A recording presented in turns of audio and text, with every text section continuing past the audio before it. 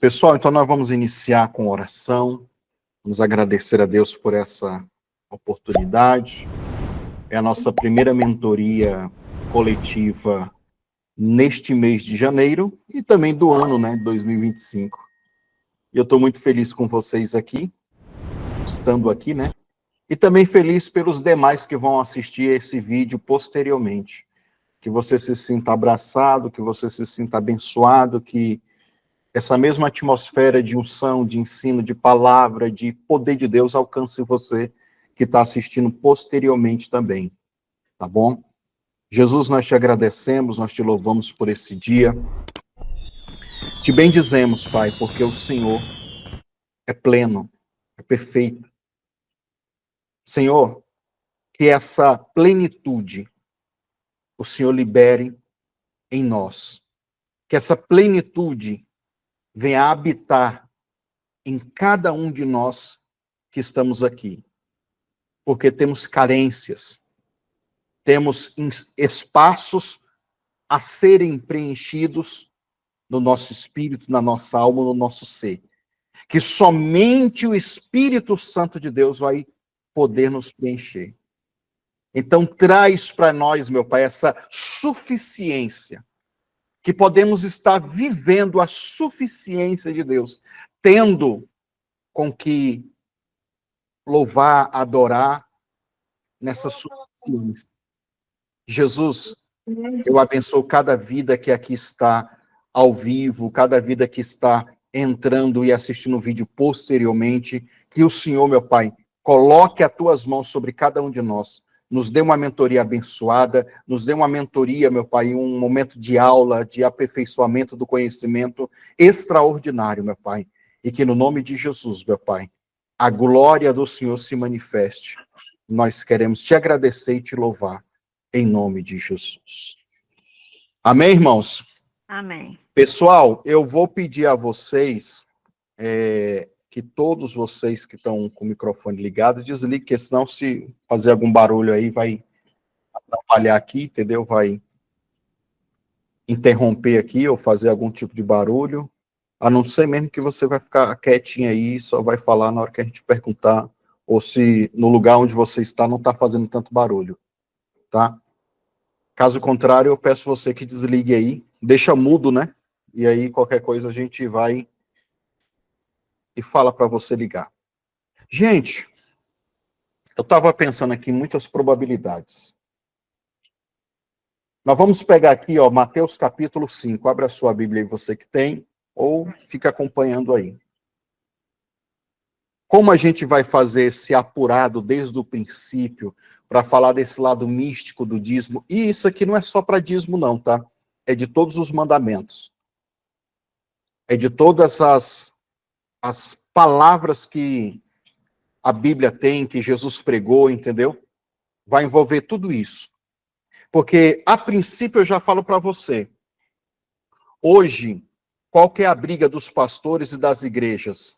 A briga é teológica, irmão. A briga é textual. Tem gente que se tornou ateu por causa que foi estudar teologia, entendeu? E não estou dizendo que estudar teologia é uma coisa negativa, ruim, não. Isso vai da lente da cosmovisão de cada pessoa, de como ele vai enxergar aquilo. E isso, cada um de nós temos uma linha de visão ou de cosmovisão. Mas tem pessoas que estavam com sede de Deus e foi estudar a teologia, a letra, você entendeu? E não conseguiu encontrar Deus. Na verdade, se frustrou e se tornou ateu. E tem um monte de gente frustrada, revoltada, decepcionada. Tem um monte de gente assim que não acredita nisso. Porque eles querem encontrar uma simetria humana, eles querem encontrar uma lógica humana para tudo na Bíblia, entendeu? Sendo que a Bíblia, os registros dos mandamentos, são coisas baseadas em oralidade. Em oralidade que passou de geração em geração.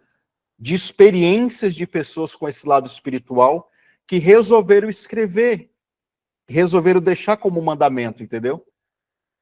Então, Aí sempre vai partir da interpretação de pessoas.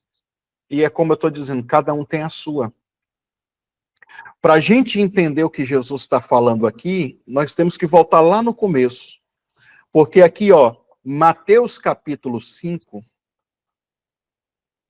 e o versículo mais polêmico que tem, porque a maior discussão sobre dízimo, e não só sobre dízimo, sobre tudo que, que é de coisa do Antigo Testamento, qual que é a maior briga? Lei e graça. Jesus vai dizer aqui, ó, em Mateus capítulo 5, eu vou ler aqui na tradução da João Almeida, e depois eu já estou aqui também com a King James aberta, tá?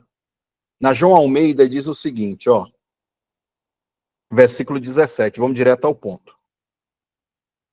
Não cuideis que vim destruir a lei e os profetas.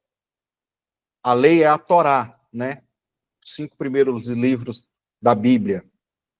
Os profetas é o Taná, que é o livro dos profetas, entendeu? E também tem os escritos, que é chamado de escritos, porque envolve também salmos, né? Então, é toda a Bíblia. Então, o que é a Bíblia na época de Jesus? É só isso. A lei e os profetas e esses escritos que são salmos. Ou seja, na época de Jesus, quando Jesus está falando isso daqui, não há Novo Testamento, irmão. Não existe Novo Testamento. Não tem o Novo Testamento, não tem Paulo, não tem... Você entendeu? Não tem. Então, a gente começa já a pensar aí. E do que Jesus está falando? Vamos lá, vamos continuar. Aí ele diz assim, ó, não vim abrogar. Essa é a tradução da João Almeida, né? Mas cumprir. Essa é a maior discussão que tem. Eu vou ler o mesmo versículo, agora na King James atualizada, que diz assim, ó, não penseis que vim destruir a lei e os profetas. Eu não vim para anular. Presta atenção, anular. Na outra, abrogar, né? Fica mais, uma palavra mais difícil. Anular. Mas vim cumprir. A palavra cumprir aqui, irmãos, é uma palavra grega chamada plero. Plero significa preencher. Eu não vim anular, eu vim preencher. Qual é o entendimento de preencher? Eu tenho esse copo aqui com água e ele está quase cheio, né? Como vocês estão vendo aí. Quase cheio. Então, completar é, ó, chegar até o topo, né?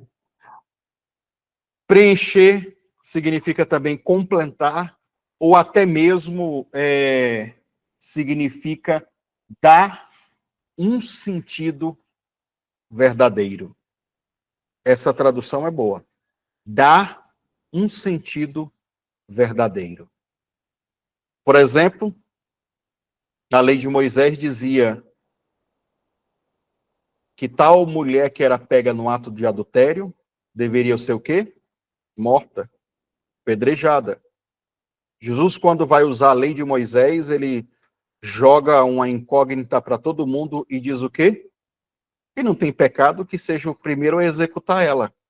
Pega a sua pedra e joga. Ok? Mas a questão é, nós estamos na graça. E agora na graça, eu não preciso de cumprir a lei. Eu não preciso ficar cumprindo a lei. Porque se eu cumprir a lei, eu vou estar debaixo da maldição da lei. Irmão, isso daqui que eu estou tentando dizer para vocês aqui, a gente fica 5 horas aqui, a gente briga aqui, e dependendo da pessoa que tem só uma linha de interpretação, ou só lei ou só graça, isso vira uma briga. Mas a questão é, a graça sempre existiu, irmão. A graça sempre existiu. A graça não é uma coisa de agora. Não é uma coisa que Jesus trouxe. A graça já vem muito antes. Tu quer ver um exemplo da graça no Antigo Testamento? Eu lhe dou vários. Vários mesmo. Naquela época de Davi não havia a lei, não? Quando ele adulterou, o que deveria acontecer com ele, irmãos? Ele deveria morrer. Ele deveria ser apedrejado. E por que não foi? Porque Deus perdoou ele. O próprio profeta que chegou para ele, deu aquele recado duro para ele, olha, porque quando Davi disse, não, nós temos que pegar esse cabo aí e matar ele, lembra da parábola? A parábola do profeta era o seguinte, Davi, aqui tem um homem muito rico, e esse homem muito rico, ele resolveu dar uma festa. E esse homem muito rico, então, pegou a única ovelhinha de um cara pobrezinho daqui. E sabe o que ele fez? Ele resolveu, com a ovelhinha do único cara, a única ovelhinha do cara, dar uma festa para os seus convidados. Ele tendo um tanto de ovelhas, ele poderia pegar da dele, e ele foi lá e pegou desse homem, tomou desse homem. Davi, o que a gente vai fazer com esse homem? E aí, em outras palavras, ele diz, nós vamos arrebentar com esse cara. Tem que acabar com ele.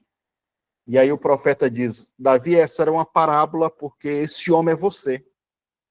Você tomou a mulher de Urias, o seu melhor amigo, sendo que você já tinha várias mulheres, né? No significado aqui, ovelhas, várias ovelhas.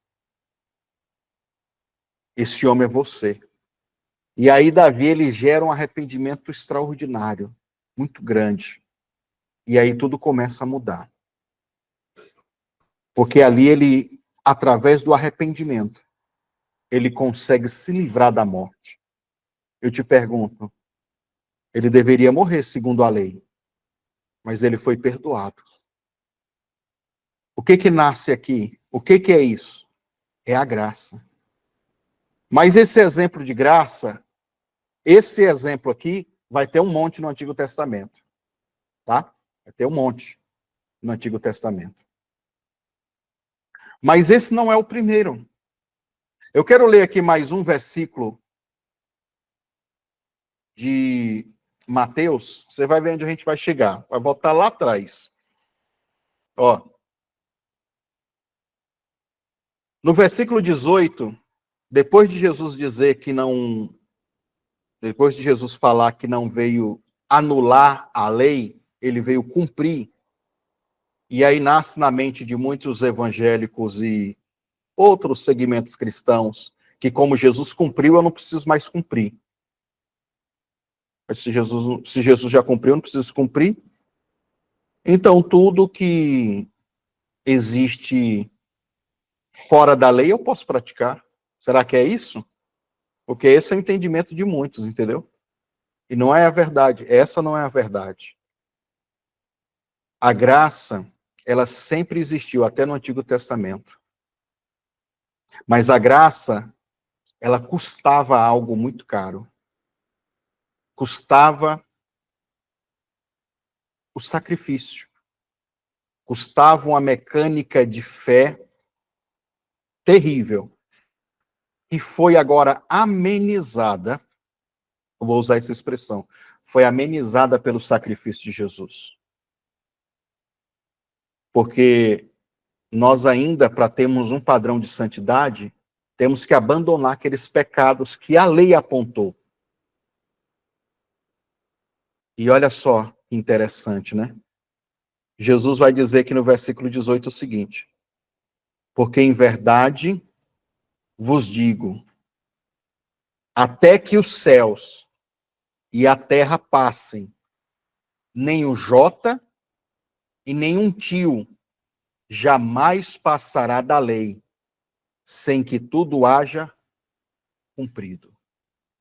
O mesmo versículo, King James atualizada, vai dizer o seguinte: com toda a certeza vos afirmo, até que os céus e a terra passem. Os céus e a terra já passou, irmão? Ou existe ainda céu e terra? Existe céu e terra. Se existe céu e terra, olha aqui, até que os céus e a terra passem, nenhum iou, que na verdade no hebraico é iota, né? Nenhum iota e nenhum traço, nenhuma vírgula, e depende, nenhum pontinho, nada se omitirá. Omitir é esconder, é tentar, que é o que o pessoal está fazendo hoje, tá? Tentando omitir a lei, esconder a lei, não deixar o povo cumprir, entendeu? Não deixar o povo sair dos pecados. E quando eu falo cumprir a lei, eu não estou falando, irmão, de você virar um judeu penitente, que agora qualquer coisa que aconteceu com você, você ficar naquela penitência, no alto flagelo, não. Jesus, ele veio manifestar para as nossas vidas o sacrifício verdadeiro. E a gente chega lá. Mas preste atenção. O texto vai dizer o seguinte. Está falando de se omitir. Não se omitirá da lei até que tudo se cumpra. Dentro, aí a gente vai voltar agora lá no Jardim do Éden. Na cabeça da maioria dos crentes, irmãos, aonde é que começou a Torá ou a lei? Na cabeça de muitos crentes, a Torá e a lei começou quando Moisés subiu a montanha e Deus escreveu com o dedo dele, né, os 10 mandamentos. Irmãos, a Torá ou a lei, ela não começou ali. Ela vem antes disso. Segundo o entendimento judaico, a lei, ela começou quando os céus e a terra foram criados. E usando essa base bíblica aqui, de Jesus falando sobre os céus e a terra passar, essa lei vai permanecer, eles acreditam que o que sustenta os céus e a terra é a própria lei de Deus, é a própria Torá. E lei, quando a gente lê essa expressão lei, a gente fica com aquela negatividade, porque remete a algo negativo, algo que quer me parar, algo que quer me aprisionar, algo que quer me condenar, me prender. Mas, na verdade, a palavra Torá não é lei, é ensinamento. Não é traduzido como lei. Quem traduziu foi aqui no português. É ensinamento. Ou seja, eu estou querendo te passar um ensinamento. Se você quer obedecer ou não, não é uma obrigação. Não é uma lei que você deve ser obrigada a cumprir. Você tem a opção de não cumprir. Mas como se trata de uma lei espiritual, de regras de coisas espirituais, então o ser humano é que toma essa decisão de quebrar a lei ou de não quebrar.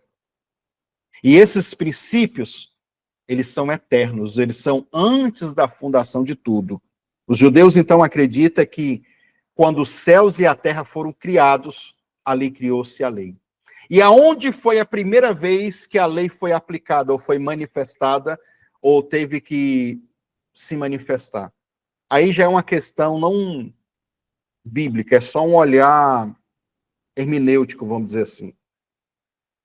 Quando Adão e Eva no Jardim do Éden pecaram, e aí tem aquela passagem de Gênesis capítulo 3, né, que Deus veio para sentenciar cada um deles, né? Está ali a serpente, está ali o homem, está ali a mulher, né? Quando eles pecaram, eles olharam para si e disseram o quê? Estamos nus. Estamos com vergonha. Vergonha de nós mesmos, entendeu? O que acontece? Deus mata um animal. e faz roupas de pele para colocar sobre Adão e sobre Eva. Dentro do entendimento judaico, ali é a primeira vez, olha que louco isso, irmãos. É a primeira vez em que a graça se manifestou. Porque não está escrito, irmãos, o salário do pecado é a morte? Sim ou não? É. E por que Adão e Eva não morreram literalmente? Ah, não, mas morreram espiritual. Sim, eu acredito nisso também. Mas era para ter morrido literal também. Ou seja, o que eu estou querendo dizer, irmãos? Que quando Jesus ele mata, ou quando Deus ele mata aquele animal que representa o próprio Jesus, porque ele mata um cordeiro, mata um animal ali para fazer as peles para eles. Naquele momento que Adão e Eva pecaram, era para o Messias se manifestar, para remir o mundo, para não deixar o pior acontecer, você está entendendo? Para não deixar o que deveria. Aí você pergunta, mas por que Deus deixou então esse tempo todo, depois de milhares de anos que veio o Messias? É porque o homem não tinha ainda a consciência sobre o pecado. Então teve que ter o quê? A dispensação dos tempos. A dispensação dos tempos para o homem, ao longo da história dele, ter consciência sobre o pecado, sobre a iniquidade, sobre a transgressão, entendeu? Ou seja, é um tempo que o homem leva para ter o quê? Arrependimento. Tá? Arrependimento. Então é um período. Porque só há a manifestação do poder de Deus para libertar o homem do pecado através do arrependimento. Esse tempo aqui, irmãos, olha, esse tempo aqui que eu tenho para me arrepender é chamado de graça. Você consegue entender isso? Esse tempo. Eu vou dar um exemplo de um pecado mortal, né, que a gente já citou. Mas, por exemplo, se eu peco agora, eu vou dentro da lei de Deus, dentro da lei judaica, dentro da lei mosaica, use a expressão que tu quiser. Se eu vou lá e pratico um adultério, a lei dizia, tem que apedrejar esse cidadão. Nós tem que matar ele na pedra. Entendeu? E aí eu não morro. Eu não morri. No momento que eu pequei e que foi descoberto esse pecado e não morro, eu tenho um tempo, um período para mim se arrepender. E se eu me arrepender genuinamente, né, aí tem um espaço. Esse espaço aqui que eu não morri é chamado de graça. Porque era no momento que eu pequei, era para mim morrer.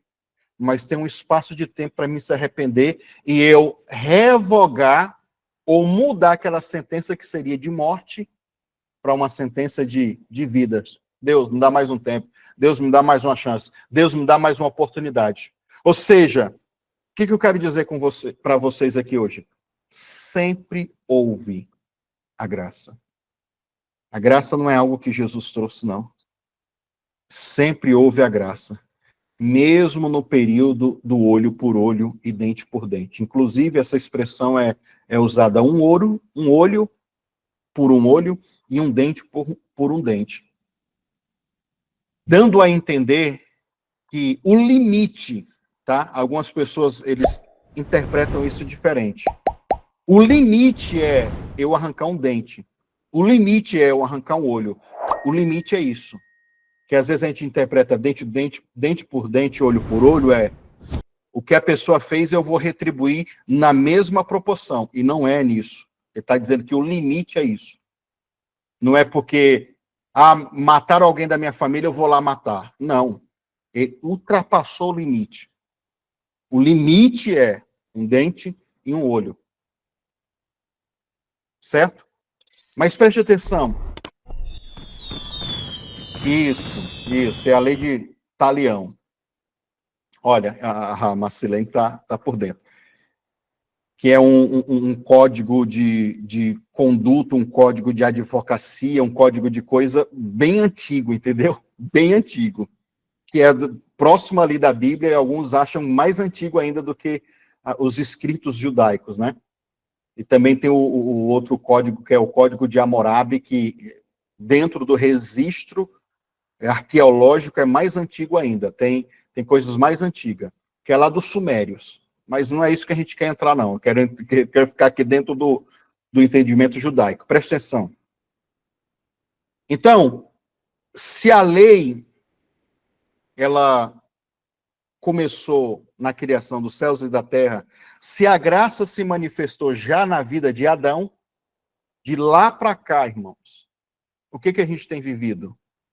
Lei e graça, simultaneamente, entendeu? Ou seja, a lei, ou a Torá, ou o ensinamento, é uma manifestação de graça. Porque eu deveria não ter recebido, nós não, a humanidade, né? Não vou falar só os judeus ou nós, os cristãos, não.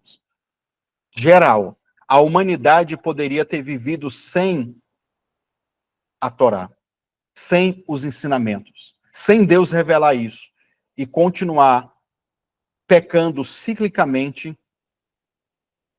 saindo e morrendo e sendo executado, vamos dizer assim, e sendo amaldiçoado, vamos dizer assim, consecutivamente, sem saber o porquê. A lei, ela veio trazer o quê? A visão do que a gente comete, do que a gente pratica, para dizer assim, ó, não faça isso, porque senão, no mundo espiritual, vai ser executada uma sentença sobre a vida de vocês. E é lógico que isso se tornou também algo não só espiritual, né? Se tornou uma lei de civilização para a gente. Porque se a gente cumpre o que está escrito ali na Torá, a gente vai ser um povo civilizado. O ser humano vai ser um povo civilizado, né? Hoje, todo modelo de civilização, ele é baseado nessa cultura judaico-cristã.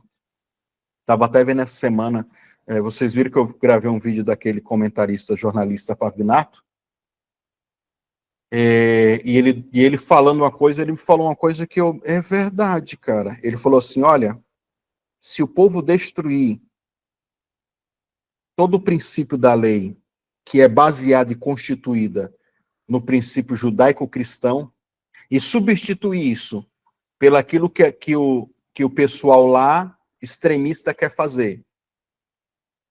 E no sentido lá dos descendentes de Ismael, entendeu? Se tudo isso é substituído pelo Alcorão e pelo que está escrito no Alcorão, acabou a civilização. Aí o sangue vai espichar, o sangue vai descer, gente vai morrer assim e vai ser imposição. Não vai ser mais democracia, entendeu? Porque lá é assim. E aí o povo fica querendo defender aquele povo lá sem saber, entendeu?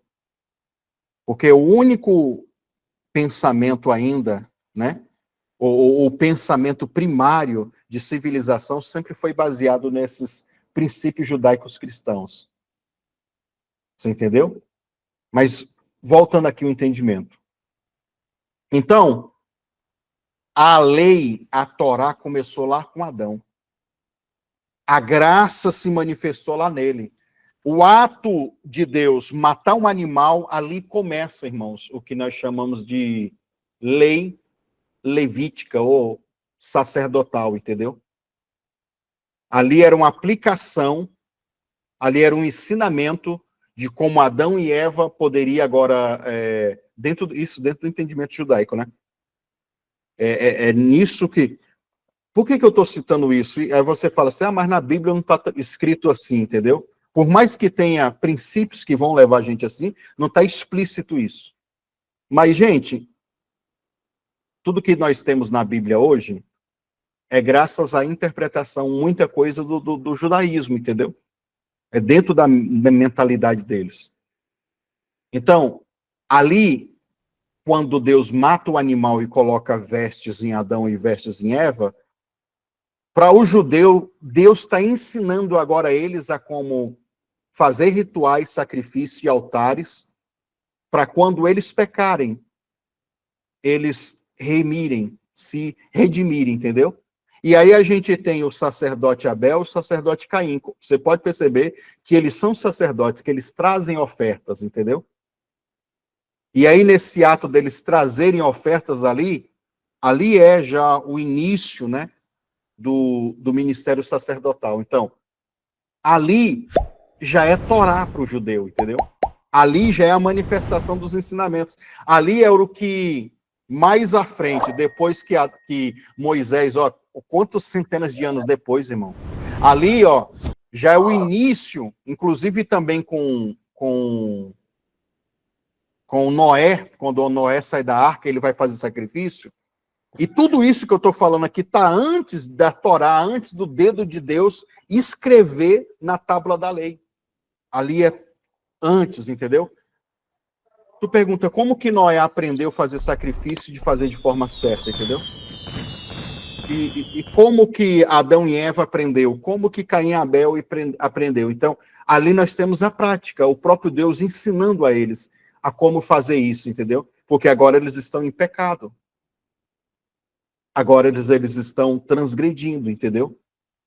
E assim, a gente poderia aprofundar mais ainda aqui, mas eu quero chegar no conceito do quê? De que toda a Bíblia, irmãos, de que toda a revelação hoje escrita, ela teve uma oralidade. Uma oralidade que saiu de palavra, porque alguém teve uma experiência espiritual e resolveu colocar ali.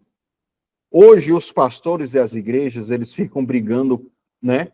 E aí tem, também, não, assim, a gente tem que ver os níveis, né? A gente tem que ver níveis. Mas hoje, o que o protestante diz? O protestante, ele crivou isso. Solos escrituras. O que é essa expressão, solos escrituras? Só as escrituras. Nós vamos ficar só com as escrituras. Quando você fala assim, eu vou ficar só com as escrituras, automaticamente na mente de muitos, o espírito, ou a expressão sobrenatural, ou a expressão espiritual, aquela oralidade que foi manifestada e se materializou naquele escrito, eles estão anulando tudo, entendeu? Estão cancelando tudo, ou pelo menos, no mínimo, dizendo o seguinte, o que está escrito é só o que a gente vai viver. A parte sobrenatural, a parte mística, a gente não quer, não se interessa tanto, entendeu?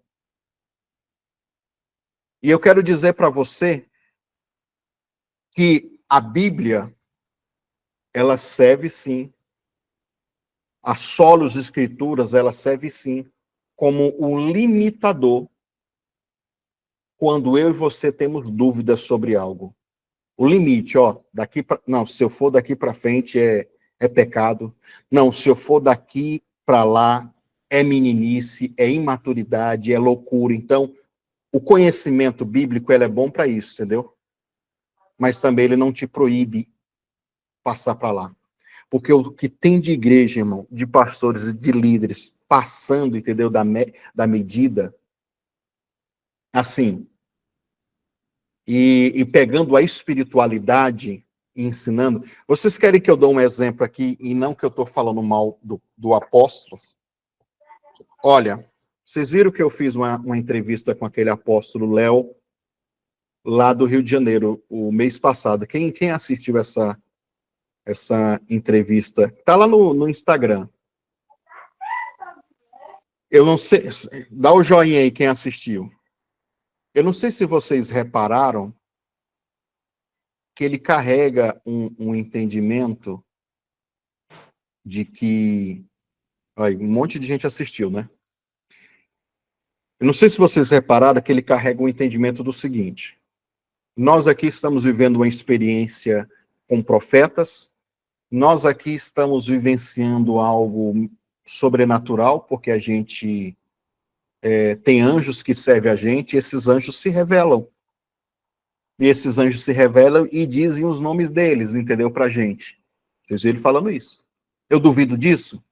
Não. Você vê que até eu adicionei um testemunho falando da minha irmã, da pastora Socorro, que os vozes eternas, que são anjos que veio ensinar ela a cantar, veio e ensinou ela a cantar.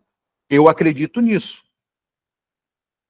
O que eu não faço disso é uma doutrina, como ele está fazendo, entendeu? Escrevendo o livro, meio que impondo e falando assim, nós aqui temos, ele até disse o nome do anjo que trabalha com ele, é o Combatiel. Onde está Combatiel na Bíblia, irmão? Lugar nenhum. Lugar nenhum. Na cabeça dele, na revelação dele, na interpretação dele. Se o Combatiel vai se. Inclusive o nome em português, né? Aí, português com hebraico. Combate de combater, né? Que ele falou. Hebraico, tem que ter uma mistura. Irmão, você entendeu? Não que eu estou falando que isso é pecado, é demônio. Eu acredito nessas coisas malucas, entendeu? Mas eu não posso ensinar isso como uma doutrina e falar, agora, irmãos, para vocês receberem o combate na vida de vocês, vocês têm que fazer isso, isso e aquilo. Isso é besteira. Isso é bobeira. Isso é um adicional, entendeu? Isso é coisa simples. Isso não deve ser levado tão a sério como eles querem mostrar, mas eu entendo também a necessidade da autoafirmação, entendeu? De dizer que nós somos os profetas, quer dizer, essas vaidades que eu já superei há muitos anos atrás, entendeu? Então, eu não preciso fazer disso uma doutrina, mas existe esse lado místico. E isso que está além da Bíblia. O que não está na Bíblia. Na Bíblia há o princípio de que anjos visitam os santos do Senhor. Entendeu? Mas existe coisas na Bíblia que não me deixa ultrapassar. E aí eu tenho que escolher. Ele mesmo falou lá que tem gente que faz corte dos vídeos deles para ficar fazendo chacota, entendeu? O problema é esse depois, entendeu? Porque quem vai fazer corte não vai ver toda a interpretação, vai ver só a parte que o cara fala assim, não, tem um anjo chamado Combatiel que veio lutar comigo. Aí o cara fala, Combatiel aonde, irmão? Eu poderia falar que... Não vou falar, não, vou deixar para lá. Aí pega os cortes e fica batendo, entendeu? Em cima dos outros. Mas esse lado místico existe. E é esse lado místico que fez a gente ter a Bíblia hoje. Você consegue entender? O dízimo, aí a gente vai entrar no dízimo agora para a gente entrar nas perguntas. O dízimo foi uma revelação assim. O dízimo foi uma revelação assim. De que Abraão determinou quem ia dizimar em Melquisedeque. Ou seja, da onde ele arrumou isso? Aí alguns vão falar assim, não, mas o dízimo, que eu já vi com gente muitos anos atrás comentando nos meus vídeos, não, mas o dízimo era uma tradição pagã, já existia na época. Aí a gente entra em outro ponto que também é perigoso, mas como eu estou falando aqui com gente madura, e também, como eu estou falando para vocês terem o cuidado de lidar com isso, é de que o mundo espiritual, irmãos, como foi criado na eternidade, o diabo, ele tem... Qual é o propósito do diabo? É copiar as coisas de Deus. Você já ouviu falar disso, sim ou não? Copiar. Então, se as religiões pagãs, que era contemporânea a Abraão, já faziam o dízimo, e eu não sei aonde que está essa referência de outras religiões que faziam isso, depois a gente tem que pesquisar, mas de cabeça não sei. Mas, sei lá, se os caldeus lá da região de Abraão já fazia isso, e fazia para os seus deuses, ou seja, como oferenda para demônios lá, de entidades e outras espiritualidades, eu sou logo obrigado, vamos dizer assim, a entender que a espiritualidade, ela não pertence só a Deus, ou só ao crente, ou só ao judeu, não. A espiritualidade é um sistema que Deus criou e que o diabo viu criar. Então ele cria o sistema dele paralelo e replica. Se Deus quer que os seus adoradores adorem ele, o diabo também quer. E ele vai fazer o quê? O modelo inverso do de Deus. Exatamente isso. Entendeu? Aí, porque Deus quis revelar a alguém aquilo e não encontrou ninguém, mas o diabo encontra com mais facilidade. Porque para o lado do mal... Irmãos, quantas coisas que Deus poderia revelar para homens e mulheres de Deus e revelou a gente ímpia. Um monte de coisas aí de coisas de tecnologia, de ideias que poderia ser um homem de Deus, uma mulher de Deus, mas não. Aí eu volto lá no que Jesus falou, porque os filhos das trevas, eles são mais prudentes do que os filhos da luz. Em muitos aspectos nós somos assim, irmãos. Eles têm muito mais dedicação do que a gente. Eu não canso de falar para vocês e pegar no pé de vocês e pegar no pé dos crentes, entendeu? Também não é todas as pessoas também, não vamos botar geral, mas normalmente quando você vai na Umbanda, na Quimbanda, no Candomblé, irmãos, eles fazem um momento de culto. Para alguns é 3, para outros é 4, 5 horas, dançando e batendo atabaque, fumando, bebendo, tudo para eles entrar em sincronia. Aí depois de 3, 4 horas batendo em paz, suando e tudo aquilo, que as entidades vai começar a baixar e incorporar nas pessoas. 4, 5 horas. O crente vai para a igreja, ele reclama se o culto é 2 horas, entendeu? Ele reclama se a oração está demorando. Como que a gente vai vencer as trevas se as trevas elas são mais dedicadas? Se eles estão mais aptos a se entregar, a se doar? Se eles são mais agressivos? Apesar das trevas não serem mais fortes do que a luz, mas as trevas às vezes vencem porque eles são mais agressivos, entendeu? Porque o altar deles é bem mais feito. Então, existe essa parte de que é algo espiritual e o diabo revelou. Eu estou dando uma suposição. Ou seja, o diabo deve ter revelado sobre o princípio espiritual do que o dízimo iria acontecer. E Abraão, então, viu aquilo e disse, eu vou fazer isso para Deus. Mas não quer dizer que foi os adoradores de Satanás ou dos deuses lá que inventaram isso. Isso é um princípio eterno, irmãos. Isso é um princípio espiritual que já estava estabelecido, que o diabo revelou aos seus cavalos, aos seus aparelhos, mas que foi algo genuinamente criado por Deus, entendeu? Que é uma base, uma sustentação do universo, que já estava encaixado dentro da Torá. E a Torá, por sua vez, como eu disse aqui em Mateus capítulo 5, que sustenta todo o universo, entendeu? Mas porque foi, provavelmente, eu estou falando aqui de hipóteses, né? Que provavelmente foi quem começou a fazer a prática do dízimo foi um pagão lá. Não quer dizer que isso não foi um princípio que originalmente era de Deus, mas que o diabo pegou e falou assim, fazem isso, mas fazem para mim. Vocês estão conseguindo entender essa linha de raciocínio minha? Então, é isso. É exatamente isso, entendeu? Ou seja, são coisas espirituais que são eternas, que estão aí no mundo espiritual. Por isso que os filhos das trevas, irmãos, eles também conseguem prosperar, eles conseguem alcançar coisas, conseguem um monte de coisa, porque eles estão mais aptos para cumprir isso, entendeu? Para fazerem isso.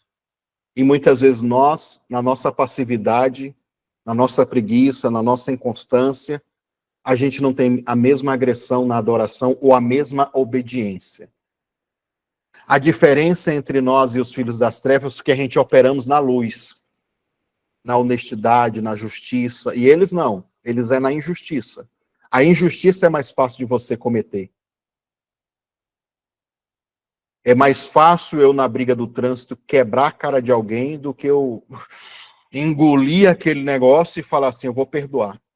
Não é mais fácil, irmão? Não é mais fácil eu mandar todo mundo ir tomar naquele lugar do que engolir aquilo e dizer, eu vou matar a mim mesmo. Eu vou matar a minha vontade. Apesar que tem hora que a gente quer chutar o balde. Mas o ato da gente engolir aquilo, a gente recebe autoridade no espírito. E é isso que nos deixa mais forte do que eles, entendeu? É isso que nos deixa mais fortes espiritualmente do que eles. Que a gente poderia ser um monte de promíscuo como eles são, um monte de feiticeiro como eles são, um monte de coisas erradas que eles são. Mas mesmo na nossa dificuldade, na nossa insignificância, na nossa preguiça, na nossa passividade, quando a gente aprende a renunciar, nós nos tornamos mais fortes do que eles, entendeu? Nós nos tornamos mais fortes do que eles. O dízimo é um desses princípios espirituais que foram revelados misticamente, que era já uma base dessa Torá, desses ensinamentos que sustenta todo o universo, segundo a tradição judaica, segundo o entendimento bíblico. Ou seja, e o dízimo está aqui antes da lei. Não antes da lei no sentido que antes da lei escrita, mas dentro dessa lei espiritual, dentro dessa Torá, eu vou usar essa expressão atemporal, dentro da Torá atemporal, ou seja, eterna, que já havia no céu, que sustenta o universo, ela já estava lá, o princípio do dízimo estava lá. E não é à toa que depois isso foi incorporado dentro da Torá, o dízimo. Você está entendendo? Então, aí eu volto para a gente começar as perguntas, aí eu volto no começo. O que os pastores brigam hoje? Os pastores brigam hoje por causa de teologia, irmãos. Ah, não, se é obrigado ou se não é. Se eu devo fazer ou se não é. Os judeus acreditam firmemente que Abraão resolveu dar o dízimo para Melquisedeque, Gênesis capítulo 14, que é isso que eu iria pregar, né? Pelo um princípio de honra, porque ele poderia fazer para qualquer outra pessoa. E aqui vai mais uma polêmica que não está na Bíblia, mas é cultura judaica, entendimento judaico. Eles acreditam que Melquisedeque, ele era uma pessoa. Ele era uma pessoa de autoridade, ele é uma pessoa de autoridade espiritual, sim. Eles acreditam que Melquisedeque não era um anjo como nós, os cristãos, tendem a pensar, entendeu? Um anjo ou um ser espiritual que exerce, como lá em Hebreus capítulo 7 diz que ele é um sacerdote, né? Da mesma linhagem de Jesus, entendeu? O que um sacerdote faz? Faz culto, faz adoração, faz remissão, faz tudo isso, entendeu? Então, que ele era igualado ao Messias, a Jesus, entendeu? É lógico que Jesus vai se diferenciar pelo que ele vai fazer, porque ele vai ser o sacrifício. Um administra o sacrifício, Jesus vai ser o que sacrifica, entendeu? O sacrifício. Jesus vai além por causa disso. Mas na linhagem de trabalho, de avodá, de serviços sacerdotais, eles eram iguais, entendeu? Eles tinham a mesma linha. E aí a gente acredita o quê? Que Melquisedeque era um ser espiritual, entendeu? Um anjo que representa um sacerdote no mundo espiritual. Na cultura judaica, Melquisedeque era nada mais, nada menos do que Sem. Sem era o filho de Noé, entendeu? Sem era o filho de Noé.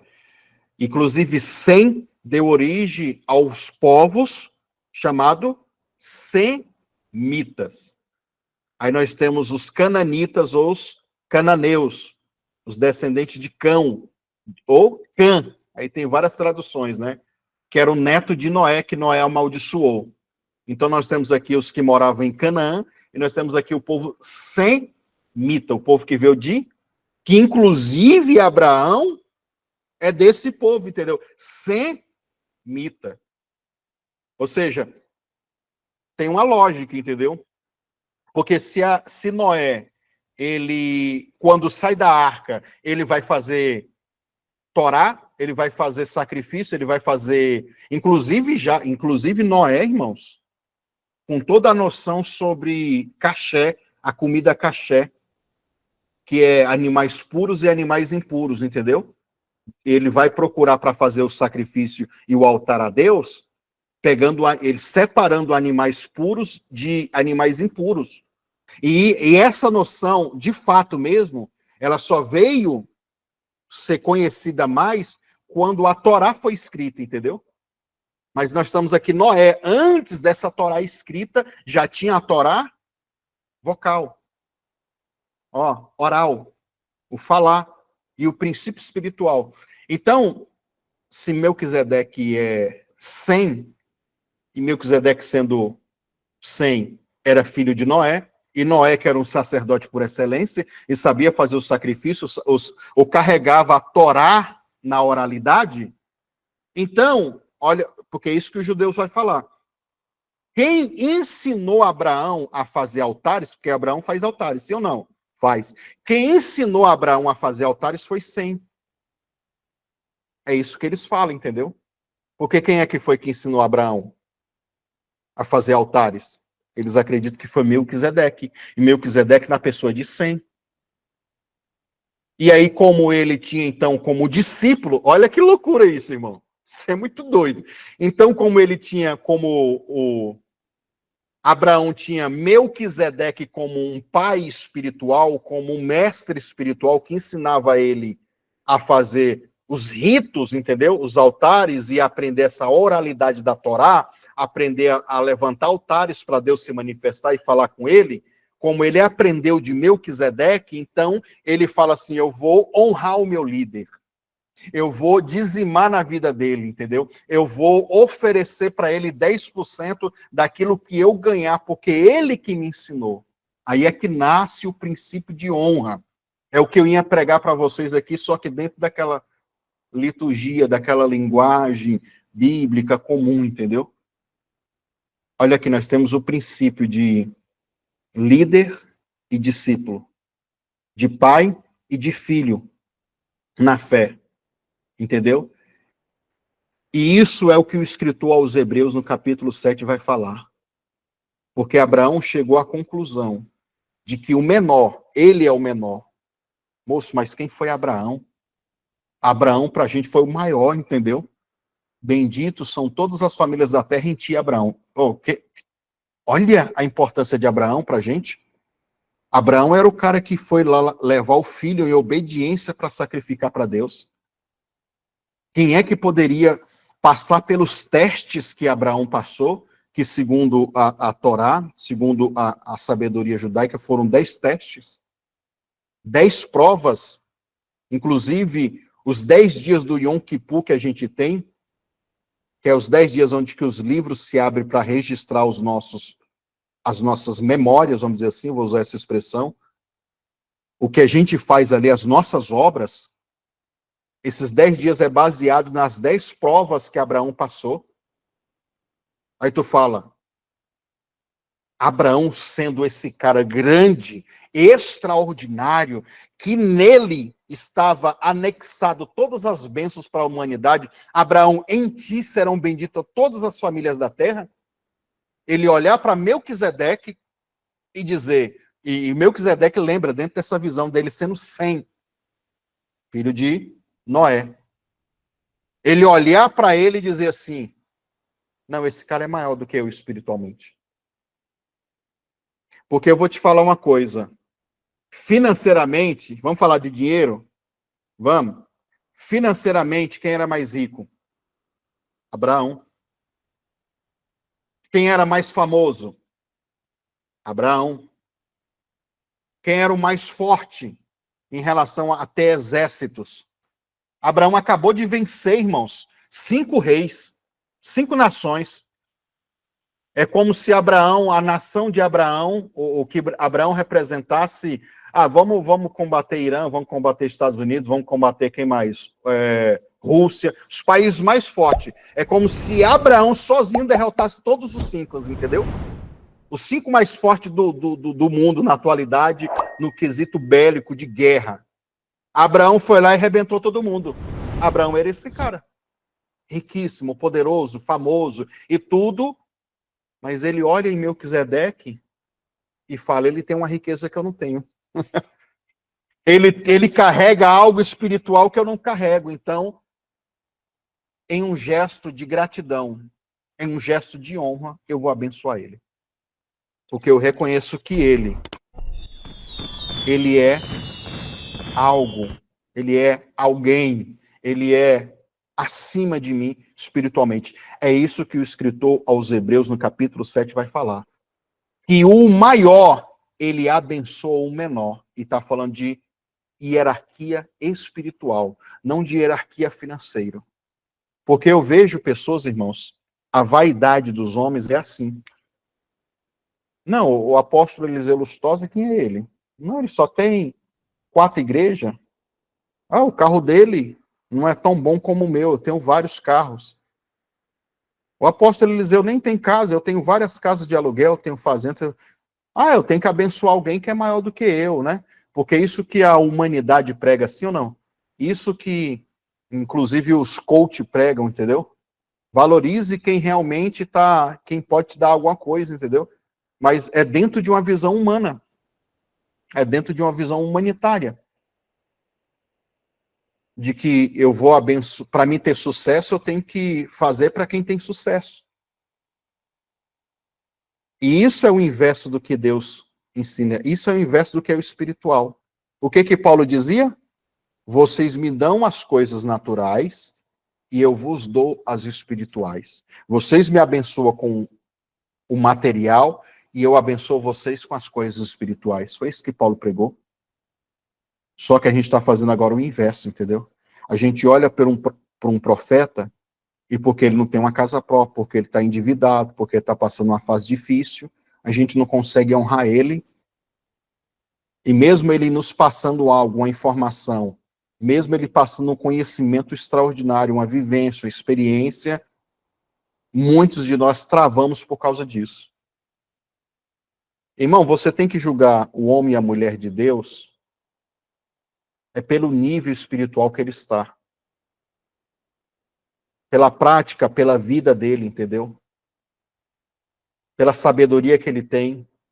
Não só pelos dons espirituais, porque também, se a gente for nessa regra, a gente vai ajudar um monte de gente aí, ou financiar um monte de gente que só tem um dom profético, mas não tem conhecimento bíblico. Não pode ensinar alguém, não pode discipular ninguém, porque só sabe profetizar, só sabe orar, e Deus mostra tudo, realmente.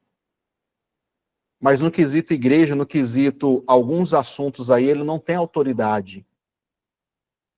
Então, vocês é que tem que fazer esse equilíbrio, entendeu? Ver quem é esse que está acima de vocês espiritualmente. E, chegando nessa conclusão, eu vou abrir para vocês fazerem pergunta. Pode fazer a pergunta que vocês quiser, que se eu puder responder, eu respondo. Senão, a gente busca depois. Quem quer perguntar primeiro?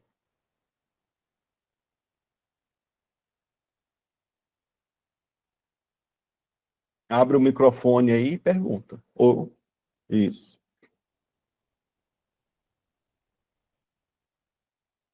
Todo mundo está esclarecido? É isso? Ok, então, se todo mundo está. Tem 29 pessoas. Deixa eu fazer o registro aqui no vídeo que vai ficar gravado. Tem 29 pessoas aqui comigo, entendeu? Eu acredito que todo mundo está. Também é um assunto que eu tenho falado continuamente. Ou seja, o que eu quero. Resumindo, não, para a gente finalizar, já que não tem perguntas. Resumindo, para a gente finalizar: lei e graça. Lei e graça. São coisas que já existem, ó. A lei já existe na criação dos céus e da terra. Você entendeu isso? A graça começou a se manifestar quando Adão pecou e não morreu. E Deus deu um tempo para ele se arrepender.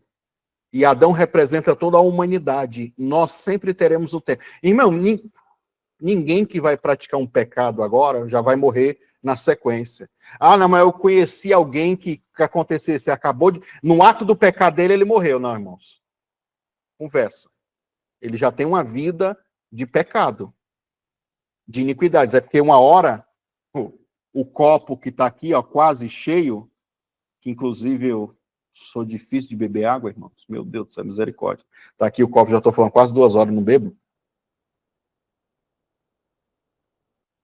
Essa medida ainda não se encheu. Gênesis capítulo 15.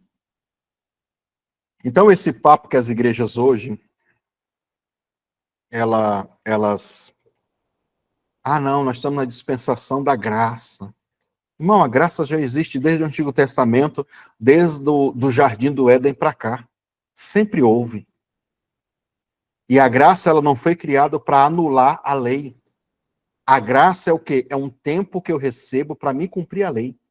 Para mim andar justo, para mim estar correto, entendeu? Para mim tirar toda a malignidade. Se é um demônio que está fazendo eu pecar aquilo, eu tenho que me arrancar ele. Então, esse tempo que eu tenho para lutar contra a minha carne, para lutar contra os demônios, para lutar contra as coisas, entendeu? Aí, se no processo, no meio do caminho, eu não conseguir vencer isso, quem vai julgar no final mesmo assim é Deus. Você entendeu? Deus é que vai pesar os corações. Deus é que vai determinar. Então, o que a gente tem que entender é isso. Nós não podemos criar uma teologia de que tudo é proibido ou de que tudo é liberado. É uma moderação, irmãos. Uma moderação. Quando você sai desse padrão religioso judaico-legalista e evangélico liberal, tudo está liberado, no sentido liberal mesmo, e você pega o equilíbrio, o ponto central, o equilíbrio.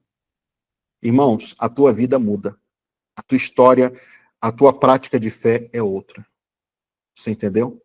Aí eu consigo fazer uma campanha, semear uma oferta, não que a oferta vai substituir, por exemplo, quando eu falo olá, que é a palavra oferta para sacrifício inteiro, que era o sacrifício lá. Por que eu tenho essa consciência, essa liberdade de fazer isso? O judeu vai falar assim, mas não tem templo. Se não tem templo, para que vai ter oferta de olá? Se não tem sacrifício? É porque eu sei que isso são princípios, eternos. Você está entendendo? É antes de ter o templo. É antes de ter o ser humano. Porque é algo que formou e sustenta o universo. E Jesus dizendo aqui em Mateus capítulo 5, olha, nenhum tio, nenhum Jota passará sem essas palavras terem cumprida. Os céus e a terra não hão de passar sem que a Torá, sem que os meus ensinamentos eles sejam cumpridos. Irmão, isso é muito louco. Isso é fora da caixinha. Isso é pensar fora da caixinha. Isso vai além dos doutores da lei, né? Lembra dos doutores da lei? Isso vai além. Vai além de qualquer líder e pastor. Eu estou fazendo porque eu tenho uma consciência de que isso são princípios eternos. Baseados nessa espiritualidade, entendeu? Se eu faço isso, é porque eu sei que funciona. Se os céus e a terra não passaram, porque isso ainda funciona. E aí quem está na graça vai dizer, você fica fazendo oferta, sacrifício, campanha, isso não vale. Tu é um idiota, irmão. Se tu pensa assim. Ah, não, aí o legalista é o contrário, né? Não, mas tem que fazer certinho como tá lá. Tem que pegar o animal. É outro idiota. É outro trouxa, entendeu? Outro bobo. Porque nós estamos falando de princípios que foram passados dentro de uma oralidade, por experiências espirituais que pessoas tiveram e que deram certo na vida dessas pessoas. Então, é basicamente isso. Deixa eu ver aqui.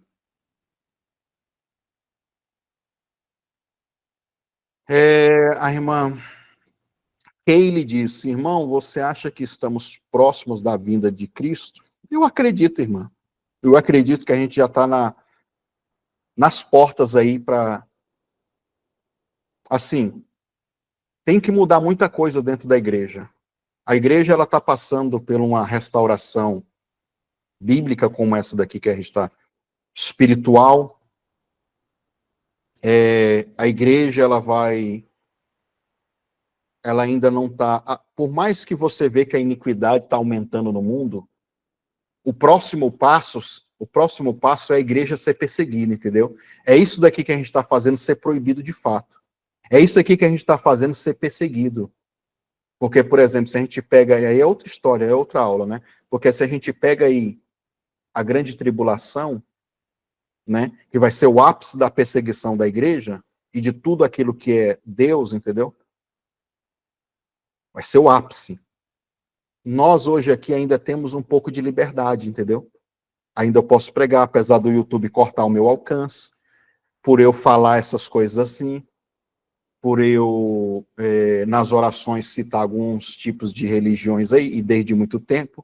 E aí eu vejo que os pastores que são mais light, que não falam isso, que às vezes falam isso de uma forma, eles têm mais acesso, eles têm mais visualizações, porque o algoritmo consegue determinar, não, esse cara aqui não vai fazer mal pra gente. Vai fazer mal quem está falando a verdade, quem está apontando a espiritualidade de fato, entendeu? Ou seja, e isso é a nível global, essa perseguição a nível global. Tem crente orando para Deus falar assim, não, Deus, melhora. Não, irmão, não vai melhorar. Para cumprir a profecia, vai piorar, entendeu? A perseguição vai piorar. Então, a gente tem que preparar crentes agora, para os próximos anos, ser crente mais forte. Porque os crentes hoje são tudo frouxo. Tem crente hoje que se passou uma provinha, passou uma tribulação, já quer morrer. Já, eu vou desviar. Eu não quero mais saber de Deus. Nós não estamos preparando crentes hoje para ser crentes que vão passar nessas fases difíceis, entendeu? Nessas fases de perseguição, até chegar o ápice da grande tribulação. Aí. Nós não estamos preparando crente para isso. Pelo contrário, os crentes hoje tá tudo não me toque, é o mimimi também, entendeu? Imagina crente para combater endemoniado. Ixi, irmãos, nessa perspectiva da igreja, nós estamos muito longe. Nós temos que preparar um crente mais forte, entendeu? Porque os crentes hoje, eles brigam entre si. Os crentes hoje não conseguem discernir as coisas, entendeu? A gente não está fazendo investimento em quem realmente faz dano nas trevas. A gente muitas vezes patrocina quem pega leve com as trevas. E esse evangelho que pega leve com as trevas é o evangelho que não vai dar conta na hora da perseguição, entendeu? Vai abrir mão na hora. Passou uma tribulação, passou um vale, passou um aperto, ele nega Jesus. Então, o que a gente tem que fazer é se unir cada vez mais, ajudar quem está na linha de frente e ajudar em todos os sentidos, oração, financiar, abençoar, porque tudo isso vai ser contabilizado, entendeu, na nossa conta. Se a gente teve chance de ajudar e não houve, no dia lá do trono a gente vai se encontrar com ele, a gente vai ouvir. Se a gente poderia ter feito algo e não fez, tudo isso vai ser contabilizado na nossa conta. E o apóstolo Paulo diz, né, que as nossas obras serão passadas pelo fogo, e sejam obras boas e sejam ruins. Nós vamos receber por todas elas. Então é isso. Mas isso é outro assunto também, viu, irmã? Bom, bacana. Gente, nós vamos orar agora. Eu vou orar por todos vocês. Vou abençoar a vida de vocês. Vou citar o nome de vocês aqui rapidamente. Não vou fazer uma oração extensa, porque nosso tempo já estamos aqui com quase 1h30. Mas assim, vamos combinar, a partir desse ano, que a gente faz o seguinte: uma aula, uma mentoria a gente prega e uma mentoria a gente ora. Se eu perceber que o povo está só vindo na hora da oração, eu corto isso também. Porque eu não posso, irmão, tolerar gente que não quer ouvir Bíblia, que não quer estudo. Se você não quer, então, mentoria do quê que a gente vai fazer aqui? Ficar só orando? Porque isso daqui, irmão, se torna um modelo de igreja local. Deus nos usa para dar revelação, para dar profecia, para cura. Sim. Mas eu estou ciente, irmãos, que isso não substitui a palavra. Se eu dou aqui um direcionamento para alguns, como eu já dei para vocês aí, direcionamentos de palavra profética, de revelação, pois é, eu revelei você aqui hoje. Amanhã, tu acha que eu vou te revelar de novo? Tu acha que funciona assim o mundo espiritual? Tu é aquele crente que vive ouvindo a mesma revelação de vários profetas, esperando que aconteça aquilo que agora é você que tem que fazer, como Paulo diz, Timóteo, lute pelas profecias que há em ti. Ah, não, mas eu não tive esse conhecimento. Então, esse conhecimento que eu quero te passar. Porque além do dom, aqui nós temos palavra, aqui nós temos Bíblia, irmão. Se tu for esse crente, tu não vai aguentar estar conosco aqui nessa mentoria. Porque o que mais importa, o que mais vai te levar além, é o ensinamento da palavra, como esse aqui que eu te dei. Essa explanação no geral, entendeu? É que vai abrir sua mente e vai entender que os horizontes, as probabilidades espirituais, elas são muito maior do que talvez o sistema religioso onde você está congregando te oferece, entendeu? Aqui a gente vai ampliar e vamos nos conectar a princípios espirituais. É isso, irmão. Não existe fórmula mágica, querido. Não existe fórmula mágica, querida. Se você não abrir o seu coração para entender, não vai, não funciona, entendeu? O conhecimento, ele traz poder. O conhecimento, ele te dá poder. Você consegue entender isso? O conhecimento te dá poder? Alguém que levantou a mão aí para falar? Alguém quer falar alguma coisa? Pastor, eu queria falar rapidinho. Fala, Ana. Aquele canal que o senhor tinha, o canal Fala Pastor, ele foi hackeado, né? Sumiram com o seu Foi. canal. Tinha tanta pregação ali boa, pastor, tanta ministração, como as ministrações das teias espirituais, porque não tem no seu canal, nem nos dois canais que você tem, não tava tudo lá. Tinha outras ministrações também que o senhor fez, maravilhosas, que sumiu, desapareceu. Eu não sei se o senhor tem guardado.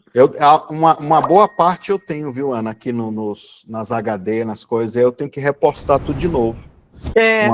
Uma boa parte eu tenho, entendeu? E aí, na verdade, assim, é porque no fundo, eu fico sempre... Tem muita coisa para repostar de novo, né? Aí eu fico assim, esperando, não, vou esperar o YouTube melhorar um pouquinho para a gente postar e dar mais visualização, e isso nunca acontece, né? E em contrapartida também eu fico pensando, não, eu vou esperar Deus me abençoar financeiramente, porque eu pego esses vídeos, impulsiono e alcanço mais pessoas. Aí nada disso vai acontecendo e eu fico travado, entendeu? Mas eu vou repostar muita coisa. Entendi. Eu acho que... Das teias espirituais, pastor, seria maravilhoso se eu pudesse colocar lá. Porque, vou te falar, o que aconteceu? Eu tive um sonho, aí eu via espiritualmente uma mulher, era uma forma de mulher, mas ela era muito, muito grande, ela era gorda, um chapéu preto, óculos preto, e ela tentava entrar na minha casa e não conseguia. E ao mesmo tempo eu vi uma árvore muito grande e um homem vestido de Homem-Aranha. Eu falei, um homem vestido de Homem-Aranha. Aí eu lembrei daquele princípio das teias espirituais que o senhor ensinou. Aí quando eu fui no seu canal, mas eu busquei, mas eu rodei o YouTube todo, não tem. Aí eu falei, tem o canal Fala Pastor também, procurei, não tem. São várias ministrações que o senhor tem lá, que tinha no canal Fala Pastor, eu sei porque eu acompanhava. E aí eu falei, caramba, não estão aqui. Aí eu fiz até as orações, mas o ensinamento mesmo eram os vídeos de pregação. Aí eu falei, caramba, mas mesmo assim, eu fiz as orações lá que estão lá no YouTube, no seu canal atual. Mas eu falei, caramba, são ensinamentos preciosos, pastor. O que eu vou ter que fazer é um canal só para pregação. Tipo assim, um canal para uma biblioteca desses vídeos de pregação, entendeu? Para quando a pessoa quiser pregação determinada, ele encontra lá. Porque as pessoas, Ana, nem todo mundo tem habilidade para mexer. Principalmente esse pessoal que me acompanha, que está nessa faixa etária de idade, e não é querer falar que vocês são velhos, não, tá? Mas isso acontece... Não sabe mexer, às vezes, no não YouTube. sabe mexer, não sabe encontrar o vídeo como tu sabe encontrar, entendeu? A maioria não sabe. Mês passado eu estava aqui com um irmão e ele é muito estudado, coach, não sei o quê, só que é um senhor de idade, né? Muito bem, uns 3, 4 cursos de faculdade, e ele me mostrando, ele veio lá de Brasília, aqui em Goiânia, visitar para receber a oração. Ô, pastor, eu não consigo encontrar os vídeos novos do senhor, só vejo os vídeos antigos, O YouTube só me mostra vídeo antigo. Eu falei, irmão, abre o seu celular aqui, deixa eu ver. Aí, quando eu fui ver no celular dele, ele nem estava inscrito no meu canal. Por ele assistir alguns vídeos, o YouTube vai recomendando outros para ele, entendeu? Nem inscrito ele estava. Eu falei, irmão, nem inscrito o senhor tá. Quanto mais ativar o sininho para receber os novos, entendeu? Aí eu fui lá, escrevi, fui lá no sininho, botei lá para ativar, para ele receber o conteúdo recente, entendeu? Tem um monte de gente assim, que não sabe. Quando eu dou os seus vídeos para alguém ver, eu falo assim, ó, sabe mexer no YouTube? Se não souber, já aprende. Você tem lá uma parte escrito playlist, clica na playlist. Lê Então, lá o nome que você quer, clica ali dentro. Aí eu vou dando as orientações, porque porque tem o povo gente não também sabe, que entendeu? não sabe mexer, verdade, isso é Na verdade. playlist do canal principal, tem quase 200 vídeos de pregação, entendeu? Tem uns lá que tem um título de oração, mas no fundo, às vezes é o estudo, que eu botei lá a oração, mas é um estudo de alguma das campanhas, entendeu? Porque toda campanha que eu faço o primeiro dia é sempre um estudo, então eu coloco lá também. Isso mesmo.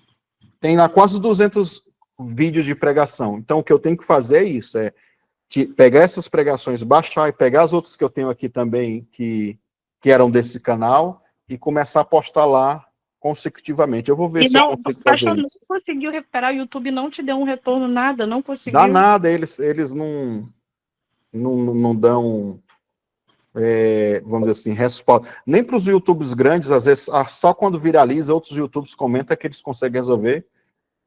Então, é uma coisa assim que a gente fica, né, sem reação. O Facebook é do mesmo jeito também. Não sei se vocês lembram que eu falei que eu processei o Facebook, né? Eu ganhei do Facebook a causa. Só que eles estão só recorrendo, e toda vez que recorre eu ganho.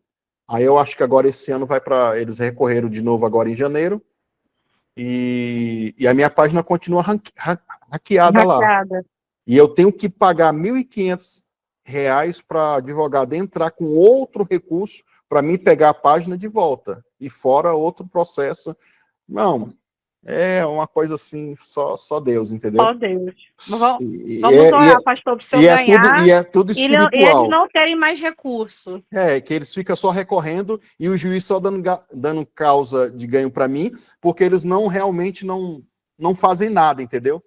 Aí eu fico vendo que os advogados daqui deles, eles são pagos só mesmo para fazer protelar, porque na verdade eles não querem fazer uma defesa honesta, porque eles não têm defesa. Eles estão errados ao não dar esse suporte para o criador de conteúdo, entendeu? Eles estão errados nisso, entendeu? Então aí eu fico esperando aqui. Aí isso já tem quase 2 anos, essa causa do Facebook. Vai sair, pastor, em nome de Jesus. Vai sair, vai devolver a página, a gente vai ter que fazer tudo de novo, entendeu?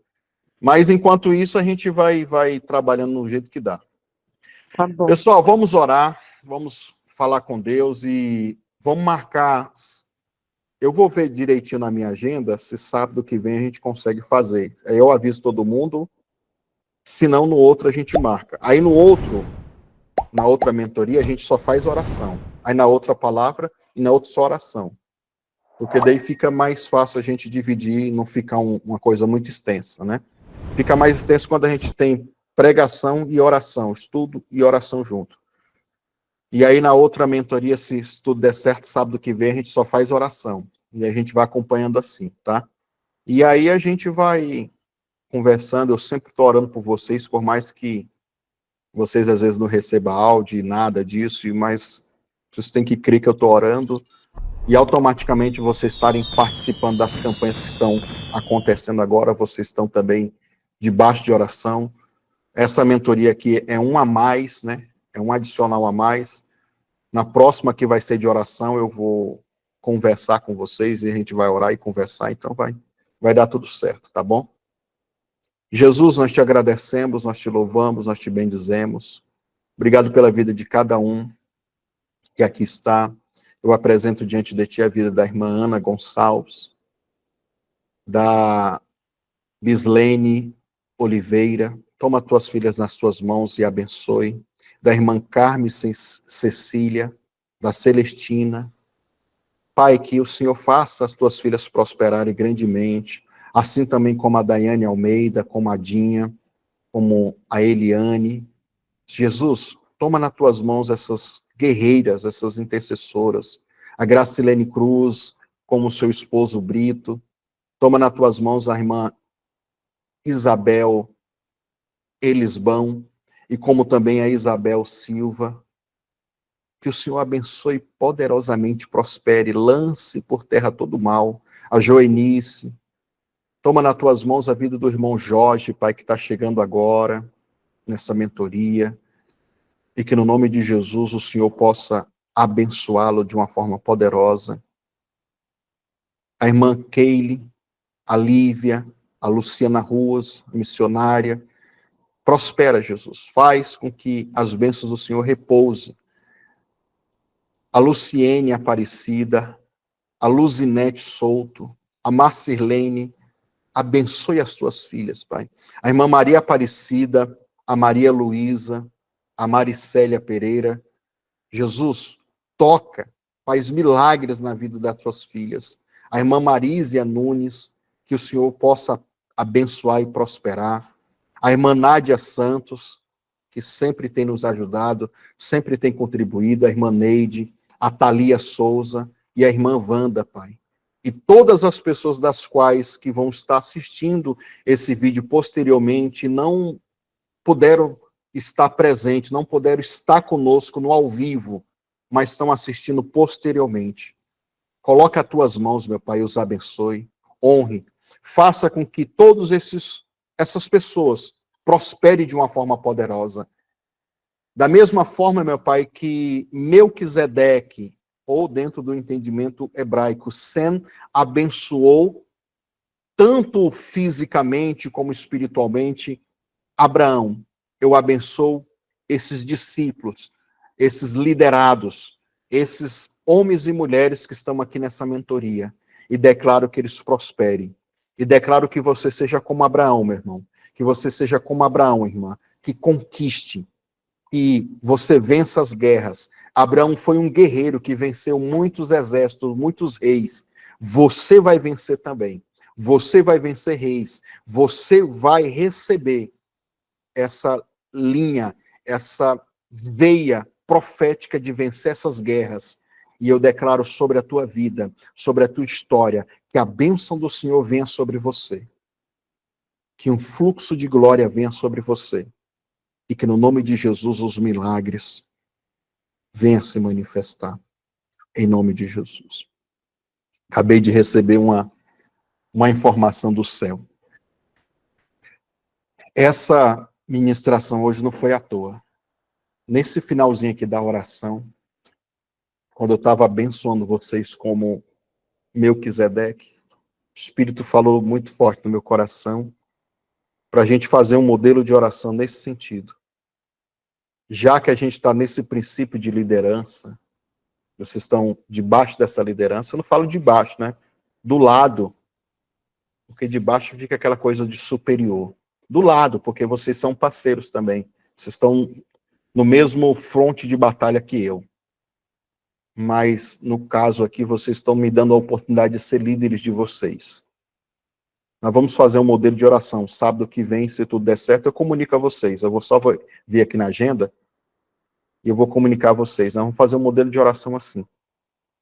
E eu vou abençoar vocês para que Melquisedeque aparece para Abraão quando ele está lutando contra os 5 reis. Olha a revelação. Com quem você está lutando? Eu vou lhe ajudar nessa guerra. Quantos inimigos vocês estão lutando? Eu vou ajudar vocês nessa guerra. Eu vou ser esse Melquisedeque na vida de vocês, para abençoar vocês espiritualmente. Em contrapartida, o que Abraão fez? Dizimou.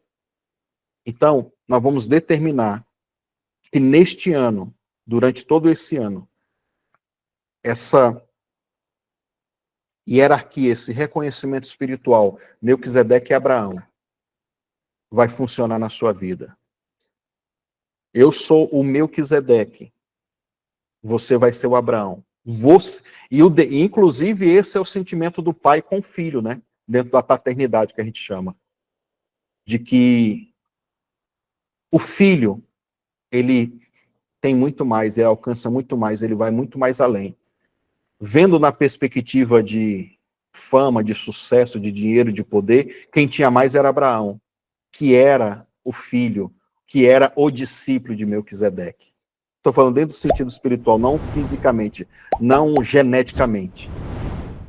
Então, é o meu sentimento. Por isso que eu vou intensificar, por mais que eu já falo, né? Por isso que eu vou intensificar falando, Jesus, faz essa pessoa ser um milionário, uma milionária, faz essa pessoa prosperar, traz saúde, traz vitória, traz guerra. E traz vitória nessas guerras.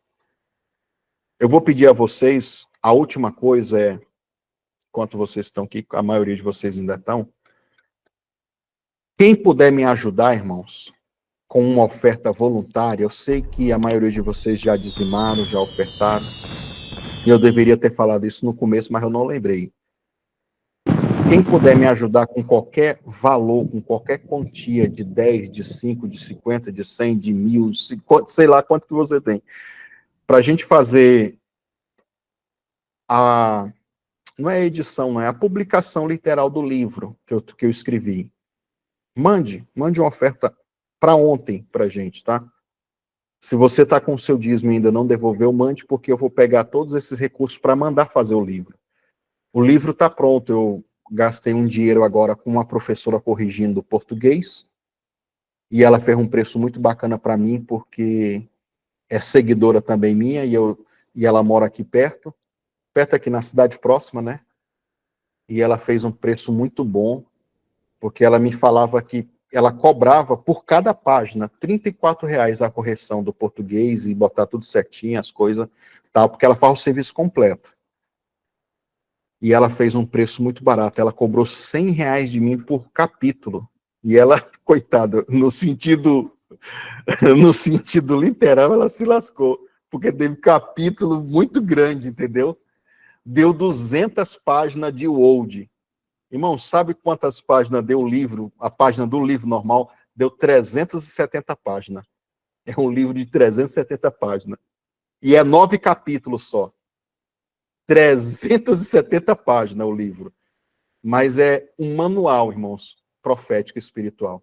E aí um livro de 370 páginas é caro. Ainda mais que eu vou fazer em pouca quantidade. Não é o 1000, não vou fazer 1000 livros, eu não tenho dinheiro para fazer 1000 livros, porque é caríssimo, eu não tenho esse dinheiro. Quem sabe, né? Se alguém ajudasse, a gente poderia fazer, que daí quanto mais tiragem eu faço, mais barato fica. Mas eu não tenho condição de fazer uma tiragem muito grande, entendeu? E aí eu vou fazer menos, sai mais caro, né? Sai mais caro, mas vai dar para a gente começar a lançar. Então, se você puder ajudar com qualquer que seja o valor, ajude, tá? Porque essa ajuda que você vai me dar vai depender a quantidade de tiragem. Então, quanto mais eu mandar fazer, mais barato fica. Quanto menos eu mandar fazer, mais caro fica. Então, é isso, né? E graças a Deus, porque tem agora essas gráficas que faz pouca tiragem. Essa gráfica que eu mandei fazer é evangélica e eles fazem a partir de 50 livros, entendeu? Então, quem puder me ajudar com qualquer valor, eu fico grato e quero que Deus abençoe você grandemente, tá bom? Então, é isso. Pessoal, Deus abençoe vocês. Um forte abraço, um beijo no coração. Qualquer coisa, vocês mandam zap para mim lá, viu? Viu, irmã Elaine? Eu estou orando pela senhora, para Deus. Eu vi lá os pedidos da senhora lá. Estou orando para Deus lhe abençoar poderosamente. Esse período, essa fase que a senhora está vivendo de lágrimas, de sofrimento, de angústia, essas coisas que a senhora está passando, elas vão passar. E nós estamos firmes em oração pela vida da senhora, tá bom?